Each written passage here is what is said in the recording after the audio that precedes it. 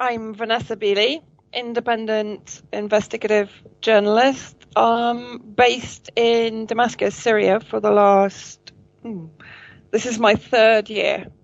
Although, of course, I've been coming to Syria to cover events on the ground here since 2016, and prior to that, in 2013, 2012, spending extensive time in Gaza, Palestine. Yeah, well, I think of Syria almost like the road to Damascus, and some people have even talked about it as Stalingrad in the Second World War, which was where the Western ambition to basically balkanise the Middle East, etc., was brought to a halt, largely with Russian help.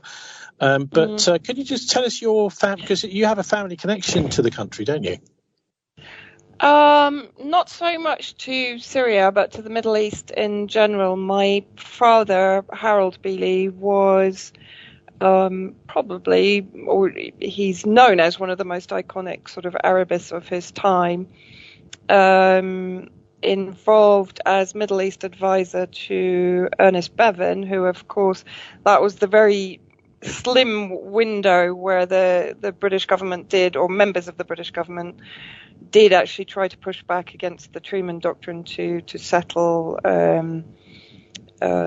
Jews in Palestine.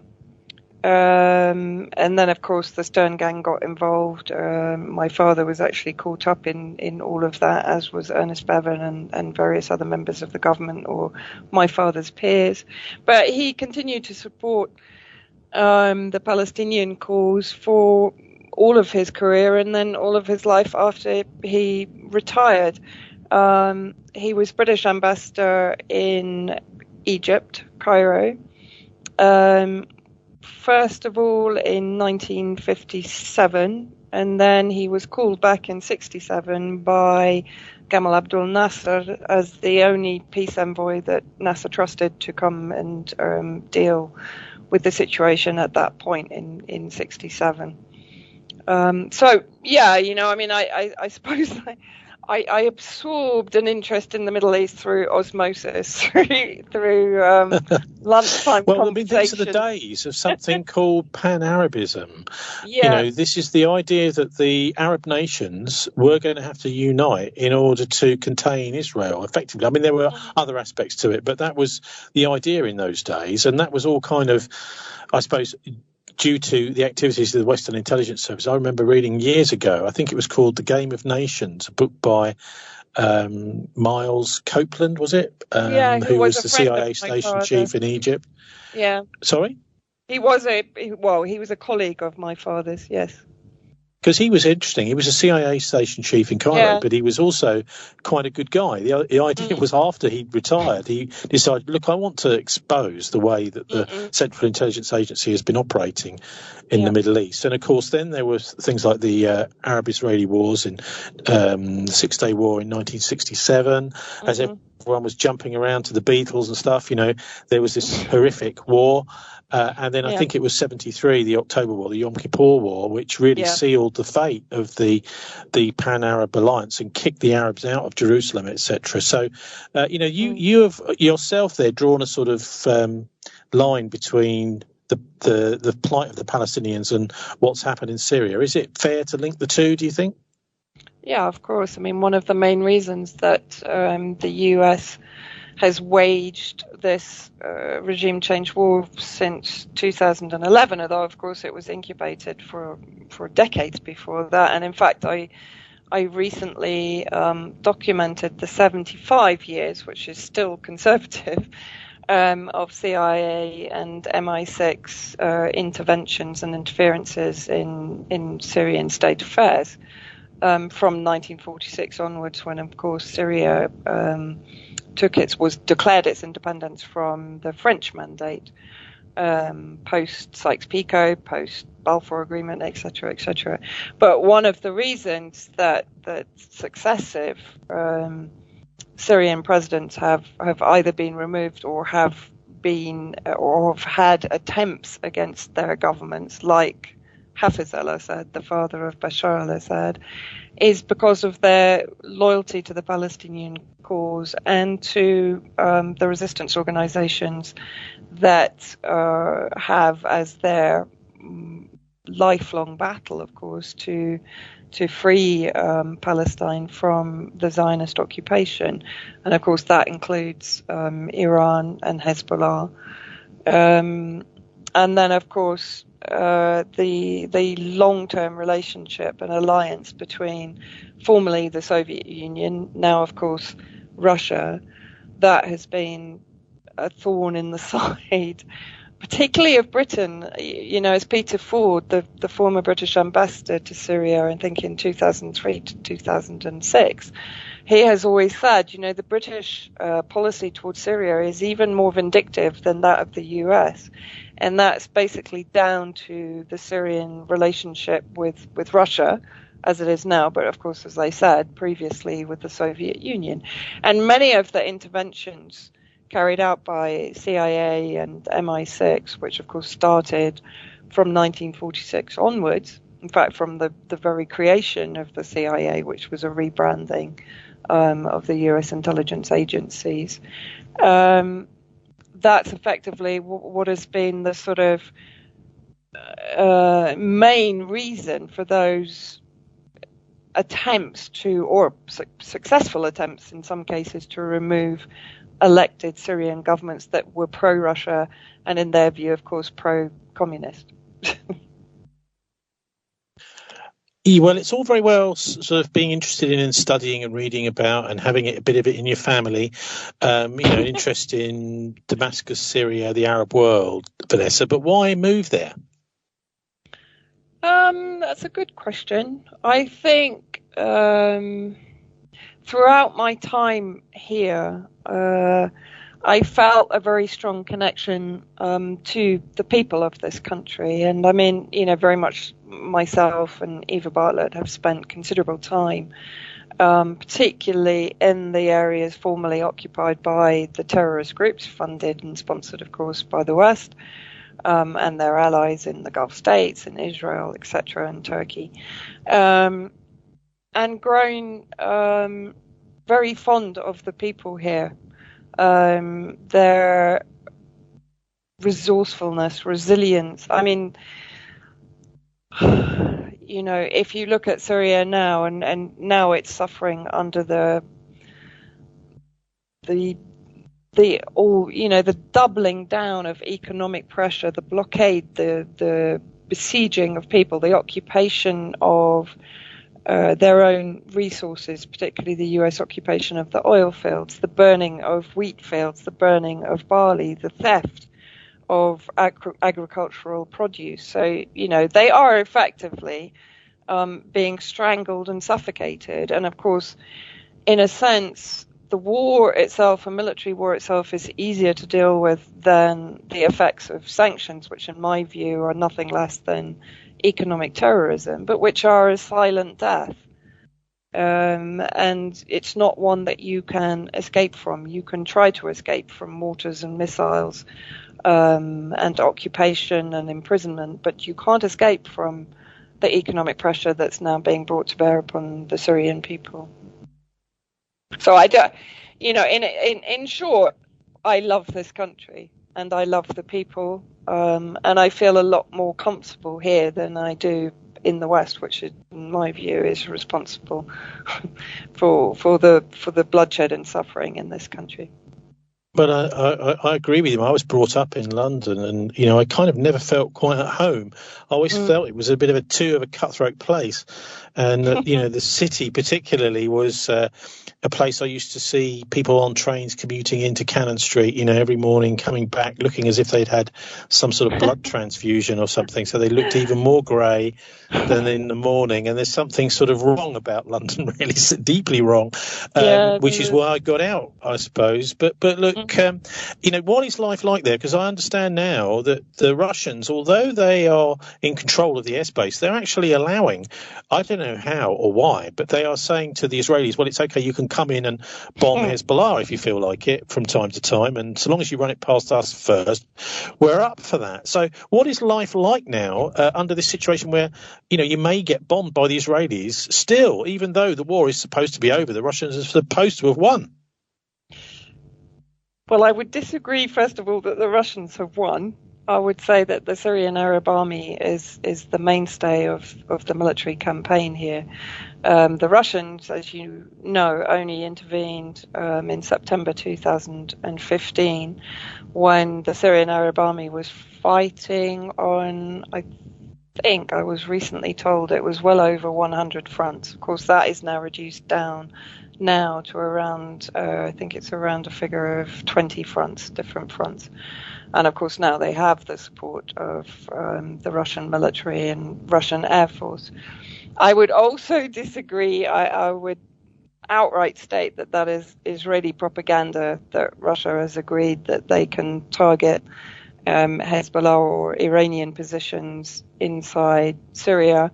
On a number of occasions, Lavrov and other officials have made it quite clear that they do not agree with the targeting, particularly when that targeting has led, which it has in many cases, to civilian deaths, of course. And of course, this sort of this Israeli or Zionist canard of preemptive self-defense strikes is absolute nonsense. And I can tell you myself, from the moment that Putin signed off on the independence of Lugansk and Donetsk, we had 3 attacks from Israel in 1 week, which is unprecedented.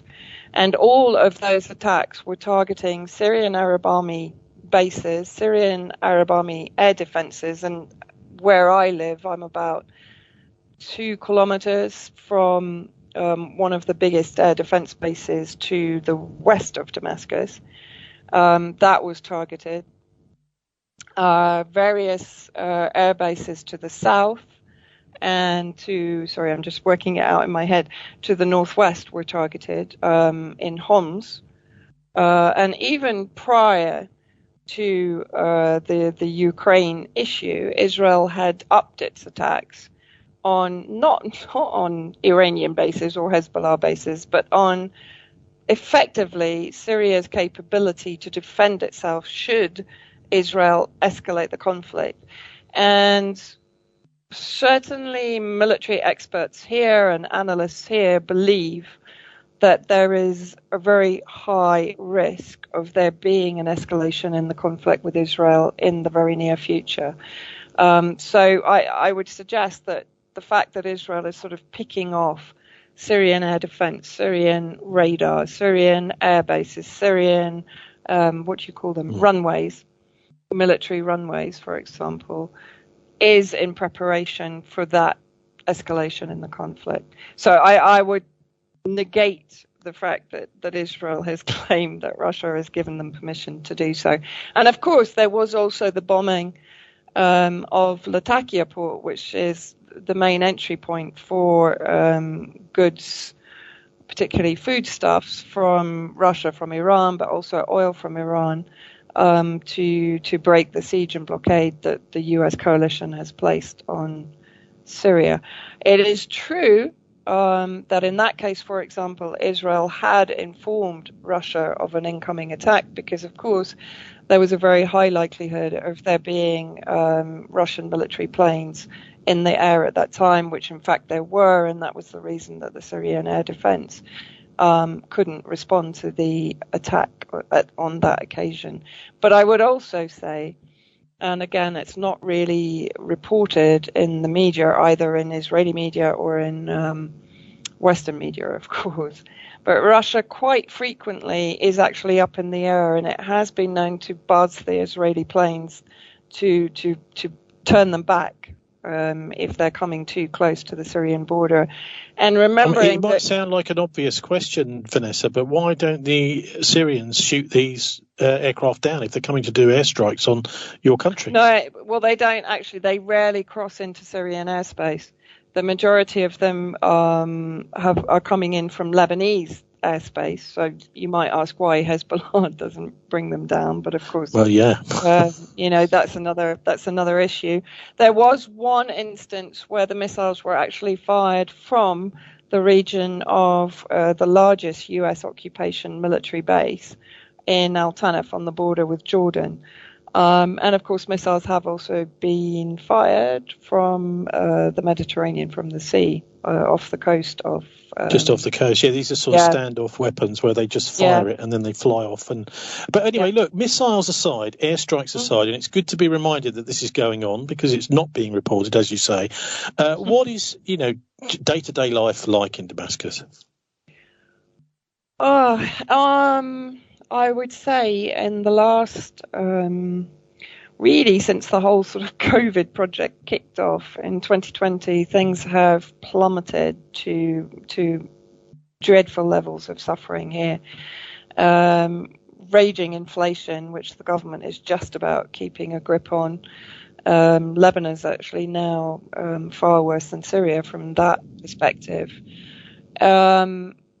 Crippling economic sanctions, while of course providing, while the armed groups that still exist in the northwest, in Idlib, the largest al-Qaeda haven since 9/11, according to Brett McGurk, Ambassador Jeffries admitted that al-Qaeda is a U.S. asset in the northwest. But the humanitarian aid that is coming there bypasses all of the sanctions imposed upon the government-held areas of Syria, of course. And all the NGOs, all the UN agencies can provide aid and humanitarian assistance, and as we know, finance organizations that are affiliated to the terrorist groups in those terrorist-held areas, while the 85% of Syria that is back under the control of the Syrian government is deprived entirely. On top of that, of course, you have, under Trump, you had the sort of what I called the scorched earth policy, which was where literally the American troops were dropping thermal balloons on the agricultural areas in the northeast. In the south, Israel was actually taking part in the burning of the crops there. The terrorist groups themselves have occupied many of the olive plantations, the cotton growing areas, even stolen the apiaries, the beekeeping equipment and so on, stealing agricultural equipment, effectively destroying the ability of the Syrian people to be self-sufficient.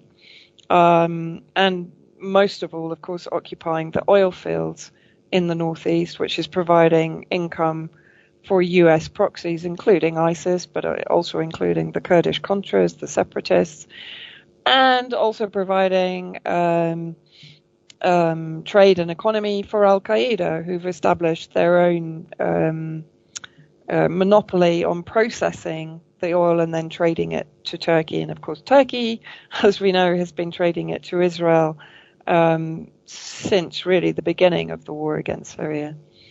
So here, in all honesty, I mean, the electricity's just gone off. Here where I am in a Damascus suburb, I have 5 hours off, 1 hour on. So effectively I have about 3 hours electricity every day. That means that many of the apartment buildings can't get water to their tanks, which are on the roof.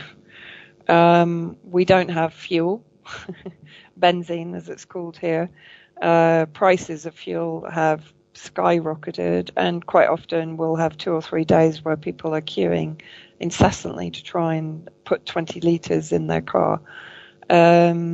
Food prices, again, have gone up, I think, around 1,000%. I mean, it's crazy. The average family here, the average government employee earns 70,000 Syrian pounds, which is equivalent now to about $20. So if you imagine 70,000 Syrian pounds, 4 kilos of chicken is around 50. Sorry, is that a week? A week? No, a month, that's or a what? month. That's a month. Okay.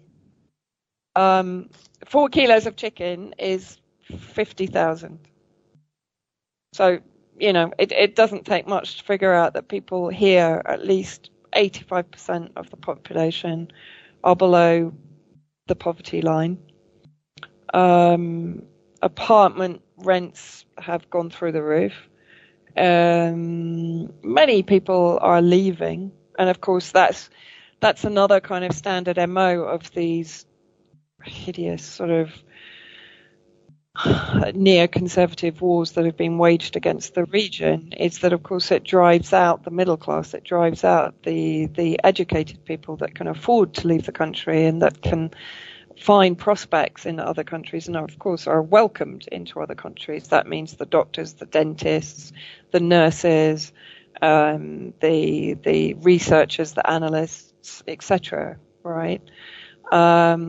So the country is really, really suffering, and of course, very few people are paying much attention to it right now. Well, yes, there's lots of reasons. People seem to be being distracted with Ukraine. But what do you make of what's going on there? Is there any connection, do you think, with the US and Western policies in the Middle East to balkanise the Middle East, soften up the Middle East, etc., to what's going on in Eastern Europe now?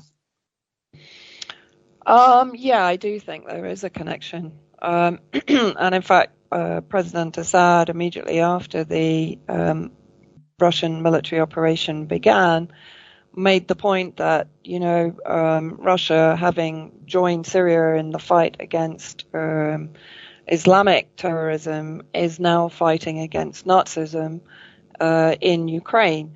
But of course, that isn't the only connection. The other connection is the intention of NATO member states, of course, dominated by the United States, to effectively blockade Russia on its western flank. Had they invaded the Donbass region, which apparently they were about to, which is what precipitated the Russian incursion, then, of course, Russia would have had NATO proxies right on its border, with the potential of further annexation of territory or invasion or the use of chemical weapons. As we've discovered, we haven't discovered, it's been reported for actually a number of years that there are 11 biolabs run by the United States State Department in Ukraine in partnership with Ukrainians. Well, we were hearing actually from Dilyana Kutasheva last week, Vanessa, that she thinks at least 13. There are apparently, in a hearing yesterday with Victoria Newland, it looks like there may be even more bioweapons labs. It's funny because they say they're just research laboratories, but they're Pentagon funded. And of course, the Pentagon may well fund civil research that's nothing to do with the military at all. No, Dilyana has done extensive work. I'm glad you had her on. I'm actually talking to her next week on the fact that they've experimented on, I think it's more than 5,000 Ukrainian troops. They've been developing pathogens. They've been developing methods to deliver those pathogens and those viruses potentially into Russia. And then, of course, there was also the threat of the development of nuclear weapons. And something interesting that I found today, actually, that in January 2021, Zelensky signed a law on indigenous peoples, which effectively segregated the Russian-speaking Ukrainians out of the equation. So in my view, that is effectively opening the door to an ethnic cleansing program by the Azov neo-Nazi or fascist factions within the Ukrainian army and political institutions. Well, that's very naughty of him, isn't it? Because he was elected on the platform of actually making peace with the Russian-speaking parts and the Donetsk and Lugansk particularly. Yeah, but since 2014, the genocide which has been ongoing in Donetsk and Lugansk and the Donbass region, which is separate to, because the Donbass region, as Eva Bartlett explained to me today, is partly occupied by the Ukrainian forces, and then obviously the separatist side is on the other part, and that includes Donetsk and Lugansk. And those 14,000 victims have, of course, been literally largely disappeared from the discourse in the West, as, of course, have Russia's perfectly legitimate concerns about NATO expansion east, particularly in view of their violation of the Minsk agreement. So there were a number of things that I think made it unacceptable for Russia to maintain the status quo, and of course the threat that Ukraine would join NATO, and then of course he would have a bona fide NATO nation on his border. But surely, Vanessa, look, Putin is just a bad loser. He's been trying to persuade the Ukrainian people to side with Russia and be friends with Russia. Actually, what they've decided is, no, we're not interested in Russia. The Ukrainian people have decided to go with the EU, the West, and not quite with NATO yet, but certainly with the the EU and the Western Alliance. And he's just a bad loser. Well, I don't think that you can say the entire Ukrainian people, because you have Donetsk and Lugansk that definitely do not want to be a part of NATO or EU or of the right-wing neo-Nazi elements that are being reinforced by NATO nation states. There was evidence that the UK were training the National Guard. There's evidence that Canada is involved and collaborating with them. And in the same way, the parallels between Syria and what's happening in the Ukraine are glaring, added to the fact that now at least 450 terrorist mercenaries, 300 from Idlib, the 150 others are of mixed nationality, majority being European, Chechen, Uyghurs, have been dispatched via Turkey, another NATO member state, into the Ukraine to fight alongside the neo-Nazi brigades, followed, of course, potentially by the White Helmets, who made a statement that they are ready to go and assist the Ukrainian people. So I think, no, saying that Putin is a sore loser. Putin is one of the steadiest statespeople. I mean, we've never seen him react in a precipitative way. If you remember when Turkey brought down the Russian jet over Syrian airspace, Russia kept very quiet on that. They didn't take revenge as most people would expect countries in the West to do. And I think, even under international law, what Putin has done to protect his national security is entirely legitimate, as Christopher Black, who is an international lawyer, has argued in his most recent article.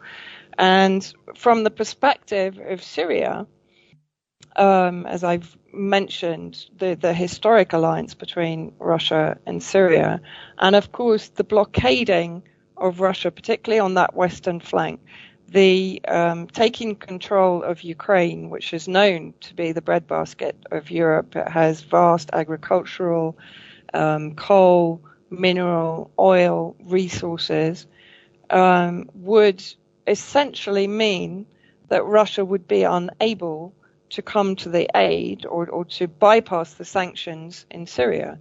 So to a large degree, the war against Syria has now, in my view, switched to Ukraine. The people of Ukraine, although many of them are Russian speaking, and many of those Russian speakers, as I've said, have been racially segregated by Zelensky under his law 1616 from January 2021. The people of Donbass, Donetsk and Lugansk, have been under attack since 2014, when the Newland orchestrated regime change happened. And of course, let's not forget the massacre in Odessa. You know, I don't think you can, with a broad brush, say these are the Ukrainian people. I'm sure that the majority of the Ukrainian people also do not want to see a burgeoning Nazi or neo-Nazi fascist element growing in strength under NATO's direction, control, funding, arming, as they've attempted to do in Syria with the Islamist extremists there. And I think, you know, I think Russia is quite within its rights to say we want a neutral Ukraine. We want the denazification. We want these extremist elements removed from Ukraine and not given power by NATO, because they are a threat to Russia. And I think that's perfectly legitimate. I don't think it's anything to do with being a poor loser. Russia has consistently attempted to negotiate their way to security, and NATO has consistently not only ignored but actually derided those attempts. Well, maybe now the boot's on the other foot. They might have to actually start thinking about talking, even though these economic sanctions have been piled on in this. I mean, it really seems incredible that it's insane. It's almost like everywhere in the country has got, including our central government, policies on equalities. But now it's okay to hate Russians. It doesn't matter even if they're wealthy, if they're not very wealthy. If they're Russian, then they can come in now for bit targeted. But look, switching back to Damascus, I mean, obviously conditions there are pretty rough. How difficult does it have to get? How much do these economic sanctions and economic warfare have to bite in Syria for you to say, well, I've had enough, I'm going to get on a plane back to London?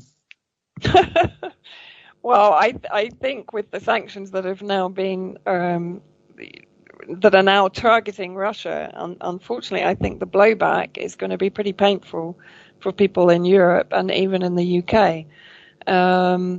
Whereas here, as I said, I celebrate the resilience and resourcefulness of the Syrian people. And to some degree, I've learned to be very similar. So I've got used to not having electricity. I've got used to not having fuel. I've got used to paying higher prices for foodstuffs, etc. But all of this is coming to the West. As I said during the COVID project, the hybrid war that has been waged against countries like Syria is going to come back to bite the EU, to bite the UK, and to bite the US. And, I think you yourself mentioned the fact that the war against Russia or the pressure on Russia was very much related also to the Nord Stream and to Germany. And so therefore, this is a sort of this is the fight between multipolarity and unipolarity, in my view. We've lived in a world that is entirely dominated by the United States, and we've seen what that has done. It's destroyed how many countries in the Middle East, in South America. It's destroyed Palestine. It's breathed power into the Zionist entity. And it's been nothing but destructive, tyrannical. It's taken control of the UN. And I think, the world, we need a world which is multipolar. And I think actually the majority of the EU countries would actually prefer that, were they able to actually give an opinion. What's the best way for people to follow your work online, Vanessa? And also, maybe you could just recommend us with some news sites to follow what's going on in Syria, because we're getting pretty much nothing here from the London media. One of the best ones is Syriana Analysis, which is, he's got, it's Kevok Al-Masyan. He's a Syrian based in Berlin. But he has his own YouTube channel and his own Patreon account. Obviously, Eva Bartlett is still covering events in Syria, although she's now based in Russia. Me, you can follow at my Patreon, which hasn't been shut down yet, surprisingly. I still have a YouTube channel, but I sync everything now to Odyssey because, of course, the censorship sweep is also, it was incredible during COVID. Now it's getting even more savage during the kind of Russian-Ukraine NATO crisis. On Syria, I'm just trying to think of any others that are actively still covering it. There's not that many, actually. There's Mark Taliano in Canada, who's still paying attention. Sharmin Nawani has launched a new media outlet called The Cradle. And she does have very good coverage from local journalists, regional journalists on regional events. Marwa Osman, of course, who's with Press TV. That's as many as I can think of, so I apologize profusely to anyone I've forgotten who's listening. What about, the sort of bigger news outlets like, isn't it Middle East Monitor, the Middle East Memo or something? I'm not sure. There are some that do actually. Yeah, Middle East Monitor is not bad. Al Monitor. Middle East Eye has the occasional, but they all tend to be a bit skewed towards the mainstream narratives, but they're not bad. You can at least get some balance. I mean, Peter Oborn, who's been to Syria quite a few times and who's actually been very balanced in his reporting.